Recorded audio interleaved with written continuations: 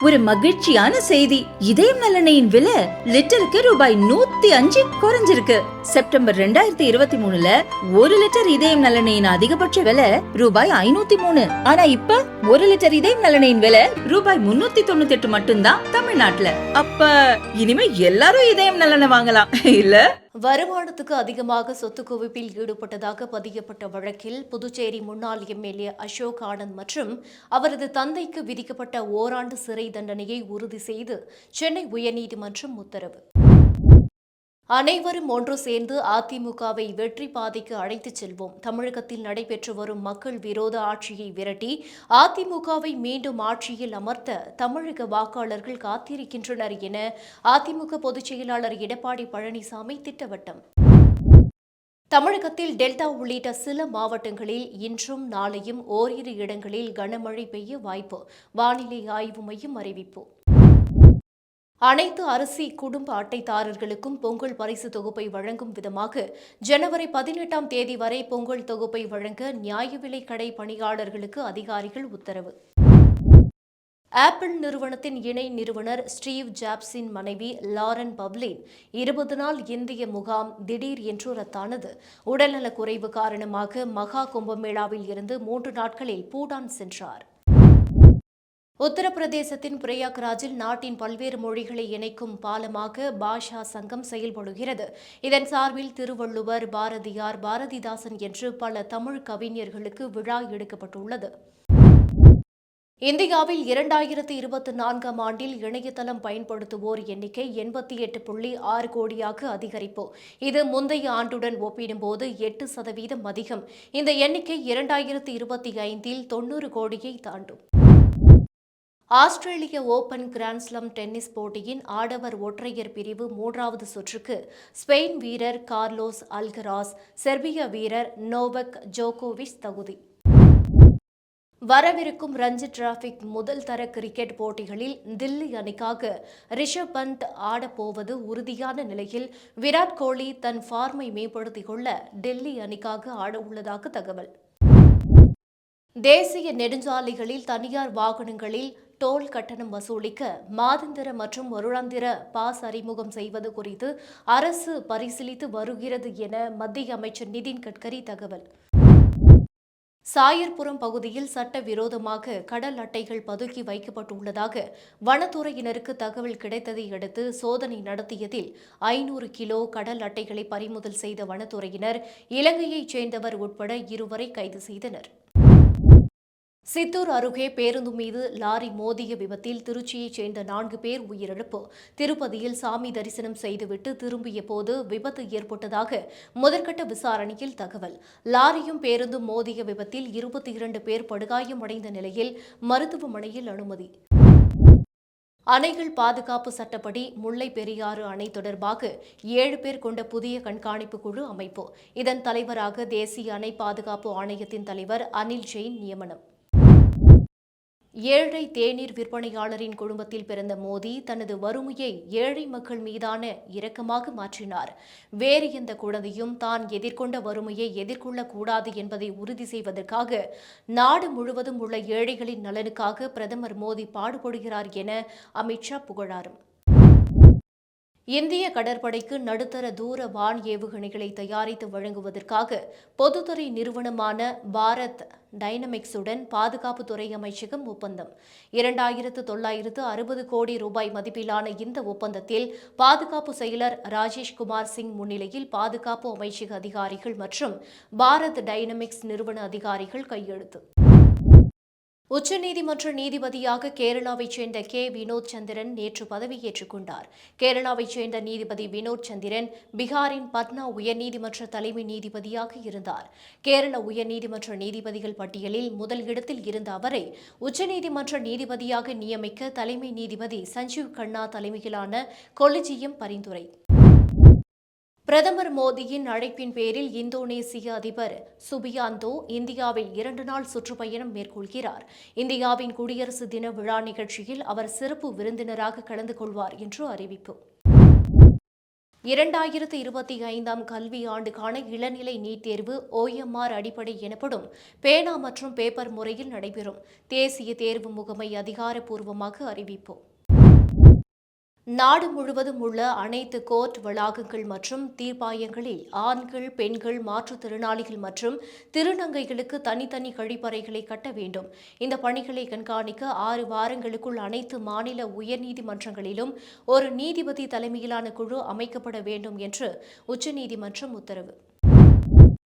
பண மோசடி வழக்குகளில் கைது செய்யப்பட்டவர்களை சிறையில் வைத்திருக்கவே அமலாக்கத்துறை விரும்புகிறது. இதை பொறுத்து கொள்ள முடியாது. உச்சநீதிமன்றம் கடும் கண்டனம். சென்னை விமான நிலையத்தில் வெளிநாடுகளில் இருந்து வரும் இந்திய பயணிகளின் வசதிக்காக fast track immigration trusted traveller திட்டம் நேற்று முதல் அமலுக்கு வந்தது. இதனால் குடியுரிமை சோதனை பிரிவில் நீண்ட நேரம் காத்திருப்பதை தவிர்ப்பதால் விமான பயணிகள் மகிழ்ச்சி.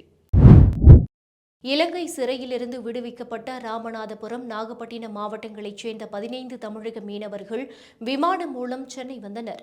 அவர்களை மீன்வளத்துறை அதிகாரிகள் வரவேற்று அரசு ஏற்பாடு செய்த வாகனங்களில் சொந்த ஊர்களுக்கு அனுப்பி வைத்தனர். எந்தவித ஆதாரங்களும் இல்லாமல் எவரையும் விசாரணையை எதிர்கொள்ள வற்புறுத்தக்கூடாது என்று கீழமை நீதிமன்றங்களுக்கு சென்னை உயர்நீதிமன்றம் அறிவுறுத்தல். இன்னும் 1/4 நூற்றாண்டு காலத்திற்கு ஸ்டாலின் தலைமையில் ஆட்சி தொடரும். நடைபெறுகிற குற்றச்சம்பவங்களை தடுப்பது ஒருபுறம், நடந்து முடிந்த பிறகு அதன் மீது நடவடிக்கை எடுப்பது ஒருபுறம் என இந்த ஆட்சி பாகுபாடு இல்லாமல் நடவடிக்கை எடுக்கின்ற சட்டத்தின் ஆட்சியாக இருக்கிறது என அமைச்சர் சேகர் பாபு பெருமிதம்.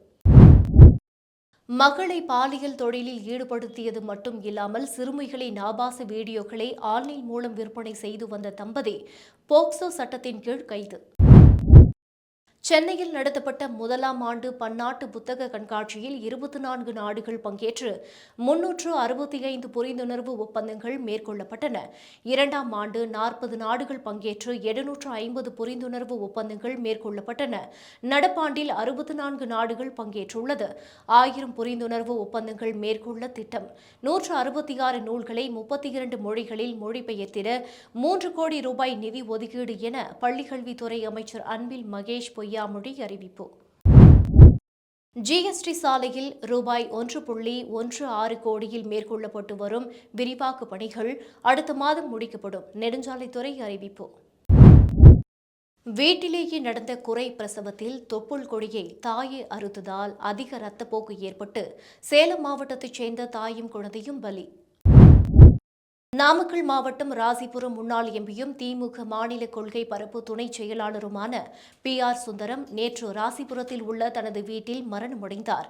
தகவல் அறிந்து அவரது மனைவி சுந்தரி அம்மாளிடம் தொலைபேசியில் தொடர்பு கொண்டு முதல்வர் ஸ்டாலின் ஆறுதல் கூறினார். கொடிவேரி அணையில் 300 பவுன் நகையுடன் குதித்த அதிமுக கிளை செயலாளர் விஜயை பாதுகாப்பு கருதி பணியில் இருந்த போலீசார் அணைக்குள் சென்று வெளியேற்றினர். திருச்சி துவரங்குறிச்சி மதுரின் தேசிய நெடுஞ்சாலை மேம்பாடு மற்றும் கடன் அடைப்பு காரணங்களுக்காக தனியார் மயமாக்கப்பட உள்ளது. இதற்காக அதானி சாலை போக்குவரத்து குழுமம் 1692 கோடி ரூபாய்க்கு ஒப்பந்தம் பெற்றுள்ளதாக தகவல். கோடியக்கரை சரணாலயத்தில் இதுவரை 1.50 லட்சம் பறவைகளுக்கு வளையம் பொருத்தப்பட்டுள்ளது.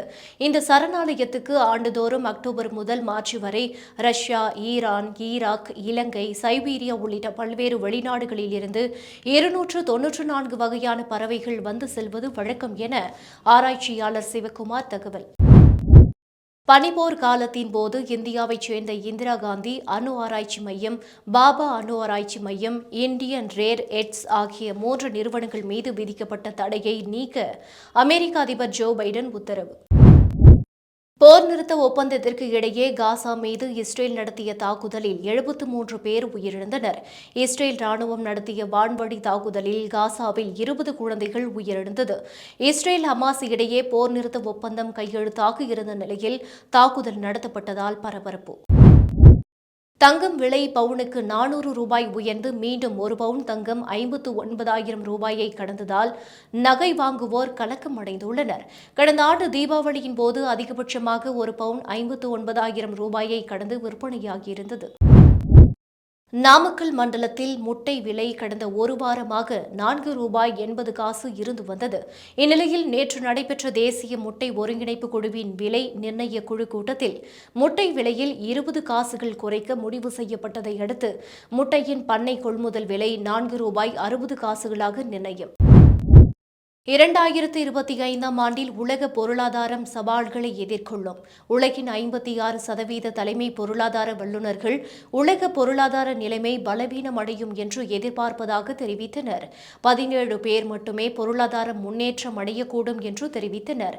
மேலும் வரும் ஆண்டுகளில் கிளர்ச்சி படிப்படியாக குறையக்கூடும் எனவும் பொருளாதார நிபுணர்கள் கணிப்பு. இந்தியா ஓபன் பேட்மிண்டன் பெண்கள் ஒற்றையர் பிரிவில் நேற்று நடந்த போட்டியில் இந்திய வீராங்கனை PV சிந்து அற்புதமாக ஆடி அபார வெற்றி பெற்று காலிறுதிக்கு முன்னேற்றம். ஆண்கள் பிரிவில் இந்தியாவின் கிரண் ஜார்ஜ் வெற்றி பெற்று காலிறுதிக்குள் நுழைந்தார். சாம்பியன்ஸ் கோப்பை தொடரில் இந்திய கிரிக்கெட் அணியின் விக்கெட் கீப்பராக எனது முதல் சாய்ஸ் ரிஷப் பண்ட் தான். சஞ்சு சல்மான் இரண்டாவது சாய்ஸாக இருப்பார். KL ராகுல் விக்கெட் கீப்பராக அணியில் இடம்பெறுவது கடினம். ஜெய்ஷ்வால், கில் போன்ற திறமை வாய்ந்த இளைஞர்கள் இருந்தாலும் அவர்கள் யாரும் கோலி அளவுக்கு டாப் கிளாஸ் வீரர்கள் கிடையாது. பாகிஸ்தான் முன்னாள் வீரர் பாசித் அலி பேச்சு. இந்திய அணிக்கு சிறப்பு பேட்டிங் பயிற்சியாளரை நியமிக்க BCCI ஆலோசித்து வருகிறது.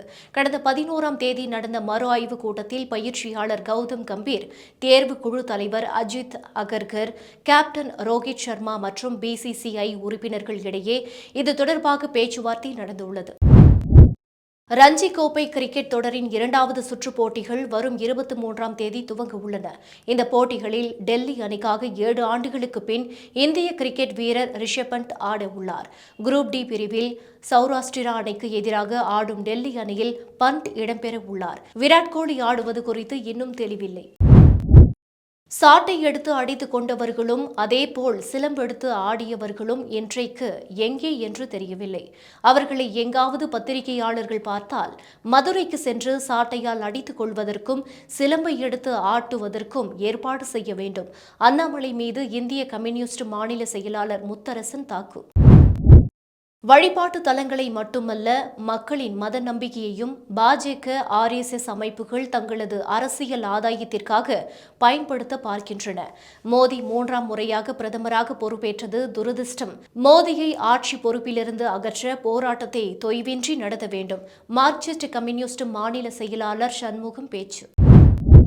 நாடு முழுவதும் சாதிவாரி மக்கள் தொகை கணக்கெடுப்பு நடத்த வேண்டும். ஒடிசாவின் பிற்படுத்தப்பட்டோர் பட்டியலை தேசிய பிற்படுத்தப்பட்டோர் பட்டியலில் இணைக்க வேண்டும். மத்திய அரசுக்கு ஒடிசாவின் பிஜு ஜனதா தளம் வலியுறுத்தல்.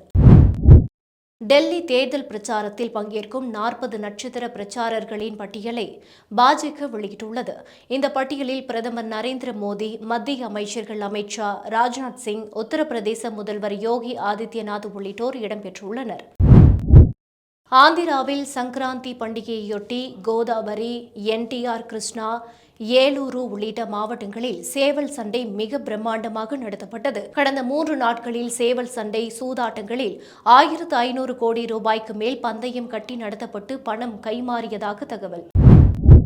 துப்பாக்கியால் சுட்டுப்பிடிக்கப்பட்ட ரவுடி பாம் சரவணனுக்கு ஜனவரி 30ஆம் தேதி வரை நீதிமன்ற காவல் விதிக்கப்பட்டது. ரவுடி பாம் சரவணனை ஜனவரி 30 வரை காவலில் வைக்க சென்னை எழும்பூர் நீதிமன்றம் உத்தரவு. ஸ்டாலின் மருத்துவமனையில் அறுவை சிகிச்சை முடிந்து பொது வார்டில் உள்ள பாம் சரவணன் இன்று கைதிகள் வார்டுக்கு மாற்றம். பெங்களூரு சர்வதேச விமான நிலையத்தில் பாங்காங்கில் இருந்து கொண்டு வரப்பட்ட 23 கோடி ரூபாய் மதிப்புள்ள 23 கிலோ கஞ்சாவை அதிகாரிகள் பறிமுதல். கடத்தலில் ஈடுபட்ட 3 பேர் கைது. முல்லை பெரியாறு அணை கண்காணிப்புக்காக நியமிக்கப்பட்ட புதிய குழுவில் கேரள அதிகாரிகள் இடம்பெற்றதற்கு தமிழக விவசாயிகள் எதிர்ப்பு தெரிவித்து வரும் 25ஆம் தேதி தமிழக எல்லையில் கண்டன ஆர்ப்பாட்டம்.